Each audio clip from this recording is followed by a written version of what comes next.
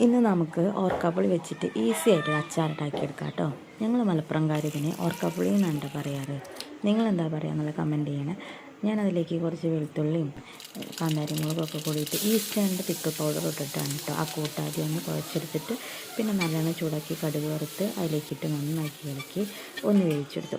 ഈ ഓർക്കാപ്പുളി പെട്ടെന്ന് വെന്തിട്ടുന്നതുകൊണ്ട് പെട്ടെന്ന് തന്നെ ആയി കിട്ടും കേട്ടോ അച്ചാറ്. നിങ്ങൾക്ക് വേണമെങ്കിൽ ഈ പിക്കിൾ പൗഡർ വീട്ടിലുണ്ടാക്കാൻ പറ്റുമെങ്കിൽ അങ്ങനെയും ചെയ്യാവേ. എന്നിട്ട് അവസാനം എന്ത് ചെയ്യുക, അതൊന്ന് തണുത്ത് വരുമ്പോൾ അതിലേക്ക് കുറച്ച് വിനാഗിരിയും കൂടെ ചേർത്തിട്ട് നല്ല അടിപൊളി അച്ചാറാണ് കേട്ടോ അത്.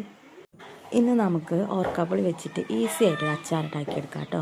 ഞങ്ങൾ മലപ്പുറംകാർ ഇതിന് ഓർക്കാപ്പുളി എന്നാണ് പറയാറ്. നിങ്ങളെന്താ പറയുക എന്നുള്ള കമൻറ്റ് ചെയ്യണേ. ഞാനതിലേക്ക് കുറച്ച് വെളുത്തുള്ളിയും കാന്താരി മുളകൊക്കെ കൂടിയിട്ട് ഈസ്റ്റേണിൻ്റെ പിക്കിൾ പൗഡർ ഇട്ടിട്ടാണ് കേട്ടോ ആ കൂട്ടാദ്യം ഒന്ന് കുഴച്ചെടുത്തിട്ട് പിന്നെ നല്ലോണം ചൂടാക്കി കടുക് വറുത്ത് അതിലേക്കിട്ട് നന്നാക്കി ഇളക്കി ഒന്ന് വേവിച്ചെടുത്തു. ഈ ഓർക്കാപ്പുളി പെട്ടെന്ന് വെന്തിട്ടുന്നതുകൊണ്ട് പെട്ടെന്ന് തന്നെ ആയി കിട്ടും കേട്ടോ അച്ചാറ്. നിങ്ങൾക്ക് വേണമെങ്കിൽ ഈ പിക്കിൾ പൗഡർ വീട്ടിലുണ്ടാക്കാൻ പറ്റുമെങ്കിൽ അങ്ങനെയും ചെയ്യാവേ.